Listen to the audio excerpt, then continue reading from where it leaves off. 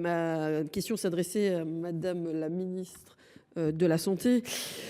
Je me fais aujourd'hui le porte-voix des responsables du centre de coordination des dépistages des cancers en Nouvelle-Aquitaine, région dont je suis élue et dont Madame la ministre est également élue. Dans un contexte marqué par des restrictions budgétaires qui affectent nos concitoyens, le projet de loi de finances de la sécurité sociale pour l'année à venir ne fait pas exception et subira lui aussi des coûts budgétaires. Le centre de dépistage, qui remplit une mission cruciale de santé publique, se trouve ainsi confronté à une réduction drastique de ses moyens financiers, mettant en péril l'ensemble de la chaîne de dépistage en Nouvelle-Aquitaine. Ce centre est pourtant un acteur incontournable de la prévention. La Nouvelle-Aquitaine, cette année, s'est distinguée en devenant la première région de France en termes de progression des taux de dépistage. Le premier trimestre 2024 a vu le dépistage du cancer du sein augmenter de 14%, tandis que celui du cancer colorectal progressait de 50%. Madame la ministre, alors que 40% des cancers sont encore évitables et que tant de nos concitoyens perdent leur combat contre cette maladie en quelques mois, il est primordial d'intensifier nos efforts en matière de prévention. La stratégie décennale de lutte contre les cancers 2021-2030 fixe des objectifs ambitieux: réduire de 60 000 par an le nombre de cancers évitables et réaliser 1 million de dépistages supplémentaires d'ici 2025. Pourquoi, dans ce contexte, réduire le budget du centre de dépistage et de prévention de Nouvelle-Aquitaine, qui est, à ma connaissance, le seul en France à être directement touché par une baisse de financement? Vous ne devez pas faire des économies au détriment de la santé des Français et des Françaises. Je vous demande donc, Madame la ministre, de reconsidérer cette décision et de permettre au centre de continuer à jouer son rôle essentiel dans la lutte contre le cancer. Madame la ministre, c'est tous les professionnels de santé qui nous saisissent, les parlementaires les uns après les autres de Nouvelle-Aquitaine, pour maintenir ce centre qui fonctionne très bien. Certes, les résultats ne correspondent peut-être pas au cahier des charges qui avait été fixé, mais à ce jour, en tout cas, ils correspondent à une demande du territoire. Et encore une fois, si l'objectif est de réduire de 60 000 cas sur notre territoire, il se trouve que nous avons beaucoup de cas de cancer, peut-être un peu plus qu'ailleurs. Et donc, il est logique aussi que la prévention soit la plus forte possible. Donc, nous demandons aujourd'hui que Madame Darrieussecq regarde au plus près et au plus vite pour trouver des solutions. Merci. Monsieur le Président, Madame la Ministre, la problématique d'accès aux soins est une problématique de plus en plus prégnante dans nos territoires ruraux et touche même désormais certains territoires périurbains. Pour y faire face, depuis 2024, le ministère de la Santé a proposé un nouveau zonage des chirurgiens dentistes aux membres du comité d'accompagnement territorial des soins, puis aux membres des conseils territoriaux de santé, et ce, dans le but d'inciter, en échange d'une contrepartie financière, à l'installation des praticiens dans des zones sous-dotées.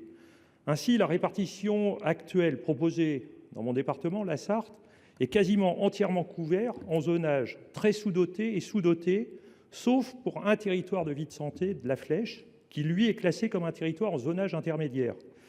Madame la ministre, ce classement n'est pas cohérent avec les réalités vécues sur cette partie du territoire. Et pour cause, la ville de la Flèche draine davantage de patients que le TVS qui la délimite, et ce, du fait qu'elle est entourée de TVS très sous-dotés et que le peu de praticiens aux alentours partira prochainement à la retraite. Je veux donc porter à votre attention que dans l'hypothèse où ce nouveau zonage serait acté, cela conduirait inévitablement au déménagement du seul cabinet fléchois dans le département voisin, à savoir le Maine-et-Loire, au sein d'une nouvelle structure située en zone FRR et qui permettrait au cabinet de s'installer dans une zone considérée comme très sous-dotée, donc plus attractive pour les futurs praticiens qui voudraient intégrer le cabinet. Par conséquent, Madame la Ministre, pourriez-vous me détailler la méthode de calcul appliquée et qui a présidé à ce classement? Pour ne prendre par exemple que le département de l'Indre, il compte 39,53 chirurgiens dentistes pour 100 000 habitants, soit plus qu'en Sarthe, où sont dénombrés 38,61 praticiens pour 100 000 habitants. Pourtant, ce département est entièrement classé en zonage très sous-doté, contrairement à la Sarthe. De telles disparités d'appréciation de situation, pourtant analogues, m'interrogent fortement et je souhaiterais vous entendre. Madame la ministre, nous le savons depuis de longues années, l'inhalation de fibres d'amiante entraîne des pathologies graves des poumons ou de la plèvre. Malgré son interdiction depuis le 1er janvier 1997, l'amiante continue pourtant de tuer. L'Association nationale de défense des victimes de l'amiante estime que dans un délai de 20 ans, 100 000 nouvelles victimes de l'amiante pourraient être identifiées. Car si l'amiante est interdite depuis 27 ans maintenant, le nombre des victimes s'accroît sans cesse, d'une part car les maladies peuvent se déclarer plusieurs décennies après l'exposition, d'autre part car 20 millions de tonnes d'amiante seraient encore présentes dans les bâtiments. Les conclusions de l'Assemblée générale de l'ADEVA de Cherbourg, qui s'est tenue le 16 mars dernier, sont extrêmement préoccupantes. L'association pointe du doigt la précarité de la réparation du préjudice. Concernant le préjudice d'anxiété lié à l'amiante, suite à un revirement de la jurisprudence du Conseil d'État en 2022, confirmé fin 2023, Des ouvriers d'État de la direction des chantiers navals de Cherbourg ont récemment vu leur requête de dédommagement rejetée au motif que le délai de prescription avait déjà commencé en 2001, lorsque la DCN a été inscrite sur la liste des sites ouvrant droit à la pré-retraite amiante. Outre cela, alors que l'article 39 du PLFSS pour 2024, tel que rédigé par le gouvernement avant sa suppression par le Parlement, revenait sur une victoire obtenue par l'ADEVA, c'est aujourd'hui l'article 24 du PLFSS pour 2025 qui concentre toute notre attention. L'indemnisation du déficit fonctionnel permanent en cas de faute inexcusable de l'employeur sous forme de rente risquerait, par exemple, de constituer un recul pour les victimes les plus gravement atteintes. Il s'agit également d'aligner la réparation en cas de faute inexcusable sur la réparation intégrale des préjudices, une recommandation des rapports annuels de la Cour de cassation depuis de nombreuses années. Mais ce que nous regrettons particulièrement, c'est l'absence de volet pénal. C'est ainsi que les victimes attendent toujours un procès pénal qui semble malheureusement s'éloigner chaque jour un peu plus. Face à ce terrible constat, comment le gouvernement compte garantir la mise en place d'une politique publique de désamiantage massif face au degré d'urgence dans lequel nous nous trouvons, ainsi que la tenue d'un grand procès pénal à la hauteur du drame subi par des générations d'ouvriers? Madame la ministre, ma question porte sur les inégalités persistantes dans l'allocation des moyens entre enseignement public et enseignement privé sous contrat, notamment à Paris. L'enseignement privé est aujourd'hui financé à plus de 76% par des fonds publics. Pourtant, il est difficile d'avoir des données claires sur les moyens alloués, les effectifs réels, ainsi que le nombre de classes et d'enseignants qu'ils représentent, notamment à Paris. Je ne suis pas la seule à le déplorer. Je rappelle ici que la Cour des comptes elle-même, dans son désormais fameux rapport sur l'enseignement privé de 2023, estimait que les inégalités entre enseignement public et privé ne cessent de s'accroître, fondées sur une répartition des moyens, je cite, qui ne tient pas suffisamment compte des difficultés des élèves accueillis. Et depuis, ces inégalités n'ont cessé d'être documentées. Une récente étude du syndicat SE-UNSA, à partir des indices de position sociale, met en évidence que malgré des écarts très importants entre les collèges publics et les collèges privés sous contrat, les dotations semblent quasi identiques. Les lycées généraux et technologiques publics seraient également les grands perdants. Si la méthode de calcul utilisée pour définir les moyens des établissements privés s'appliquait à ceux du public, ces derniers auraient droit à la création de 12 850 postes d'enseignants. A l'inverse, si le privé était soumis à la même règle, ce sont 2040 postes qui devraient être supprimés. À Paris, à la rentrée, dans l'enseignement public, on compte 127 classes en moins dans le premier degré. Et dans le même temps, l'enseignement privé parisien connaît un déconventionnement d'une 50aine de classes seulement. Il est temps de mettre fin à ce déséquilibre intolérable entre public et privé qui conduit de fait à faire absorber la baisse démographique quasi exclusivement par l'enseignement public. Parce que la démographie ne peut pas tout justifier, et notamment pas la suppression des 4000 postes prévus au PLF 2025, je souhaite connaître les indicateurs à l'appui des décisions de fermeture d'une classe ou de baisse de DSG pour l'enseignement public et pour l'enseignement privé sous contrat. Monsieur le ministre, chaque semaine, des dizaines, voire des centaines de personnes fuyant la misère, l'oppression, après un périple dangereux à travers l'Afrique et l'Europe, tentent de traverser la Manche au péril de leur vie pour rejoindre la Grande-Bretagne et l'espoir d'une vie meilleure. La préfecture maritime de la Manche et de la mer du Nord en a dénombré malheureusement des milliers depuis le début de l'année et a enregistré 52 décès. 52 décès dans l'indifférence. Ce nombre est sans précédent. Le 8 octobre dernier, suite à 4 nouvelles disparitions, dont 2 enfants, les maires du littoral ont exprimé leur sentiment d'abandon et leur colère et demandent à l'État d'agir. Ma question est simple, monsieur le ministre. Que leur répondez-vous ? Quels moyens allez-vous déployer pour éviter ces drames, lutter efficacement contre les passeurs et protéger les migrants ? La France et la Grande-Bretagne, effectivement, sont liées par le traité du Touquet, qui a été complété par celui de Sandhurst. Et ceci a permis à la Grande-Bretagne d'engager des moyens sur notre territoire. Ceci étant, ces moyens sont manifestement insuffisants. Et la question migratoire est européenne, comme vous venez de le rappeler à votre tour. Et à mon sens, ce n'est pas l'externalisation de l'accueil au mépris des droits fondamentaux ou une énième loi sur l'immigration qui réglera les difficultés, mais effectivement un accord européen basé sur la solidarité, à la fois en mettant en œuvre le pacte asile-migration tel qu'il a été adopté et qui doit sans tarder se voir concrétisé, mais en allant plus loin aussi, de telle sorte que la solidarité ne soit pas un vain mot à l'égard des migrants. Ma question s'adressait au ministre de l'Intérieur et porte sur les difficultés que rencontre la ville de Sevran pour sa sécurité. La ville a connu 2 nuits de violence, les 3 et 5 mai derniers, entraînant la mort de 3 personnes en pleine rue, quelques semaines seulement après une vaste opération Place Nette dans le quartier des Baudottes. Les habitants ainsi que les élus locaux sont exaspérés.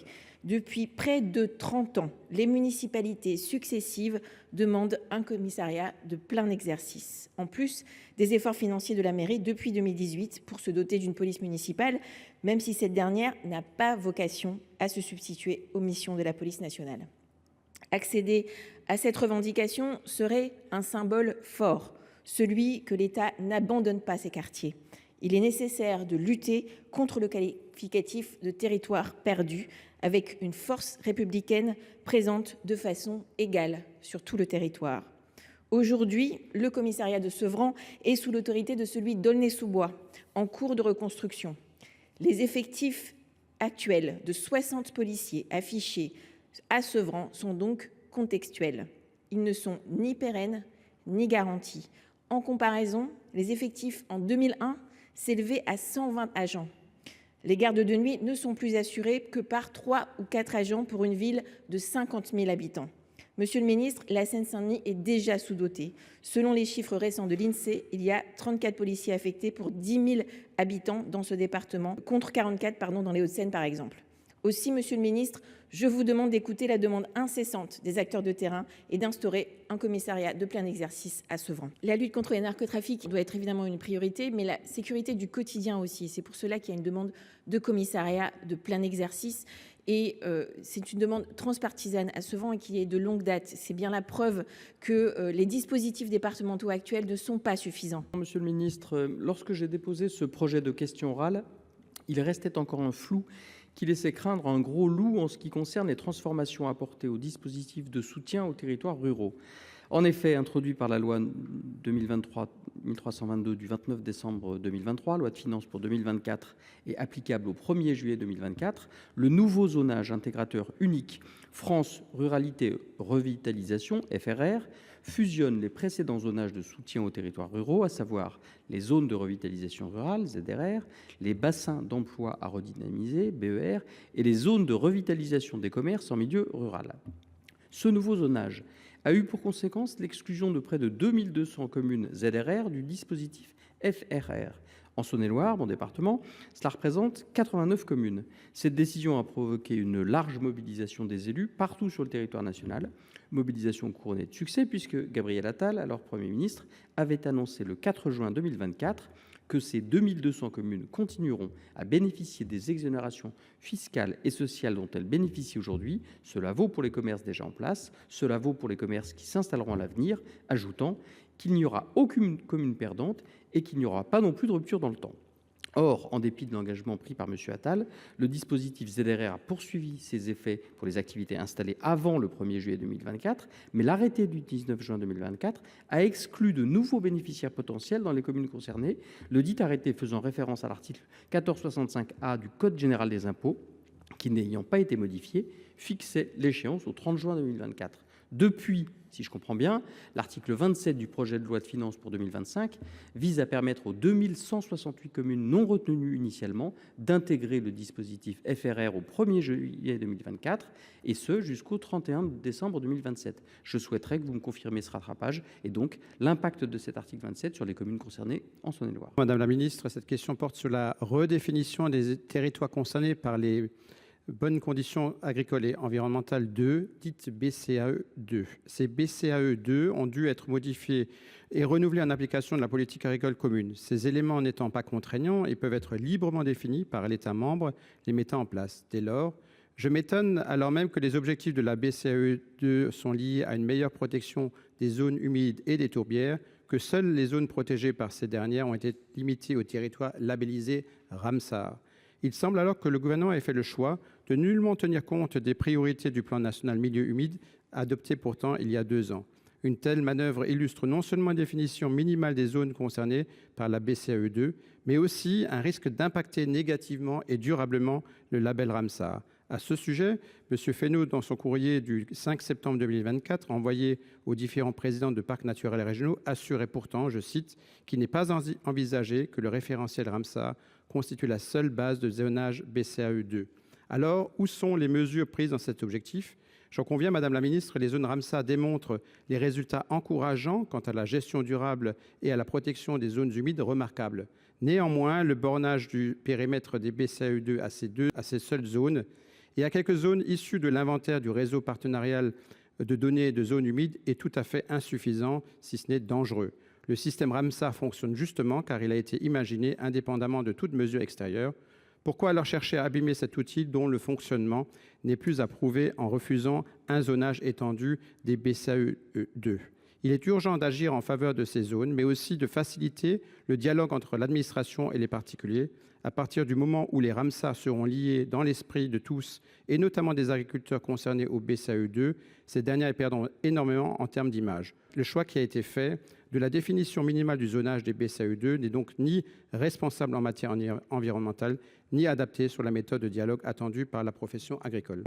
Monsieur le ministre, je souhaite attirer votre attention sur les difficultés résultant du délai de traitement des dossiers de demande d'indemnisation forfaitaire au titre de la loi numéro 2022-229 du 23 février 2022 portant reconnaissance de la nation envers les harkis. Cette loi porte légitimement réparation des préjudices subis par les harkis et leurs familles du fait de l'indignité de leurs conditions d'accueil et de vie dans certaines structures sur le territoire français.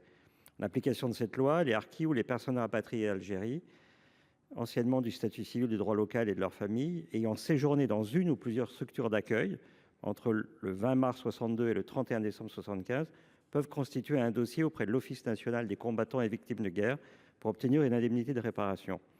Selon le gouvernement, à l'époque, plus de 50 000 personnes devaient pouvoir bénéficier de cette indemnisation. De nombreux harkis ont manifesté leur volonté de débuter le processus de réparation et, a priori, 20 000 dossiers ont été traités selon un bilan global des indemnisations de juin 22 jusqu'en août 2024. Bilan présenté par la Commission nationale indépendante harkis.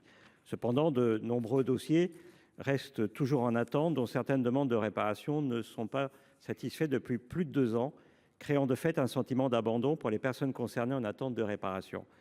Monsieur le ministre, je me permets donc de vous interpeller pour connaître le nombre exact de demandes en attente de traitement, de vérifier si le gouvernement prévoit d'allouer des moyens supplémentaires à l'Office national pour permettre le traitement dans les meilleurs délais de l'ensemble des demandes d'indemnisation forfaitaire. Il s'agit en effet de notre responsabilité collective, de celle de la nation vis-à-vis des harkis. Monsieur le ministre, et merci des précisions que vous apportez et des chiffres. Vous l'avez dit vous-même, nous avons une responsabilité et nous serons particulièrement vigilants à ce que les moyens soient apportés pour ce qu'effectivement, y compris compte tenu d'un certain nombre de jurisprudences, les moyens soient apportés pour que les réponses adaptées soient données.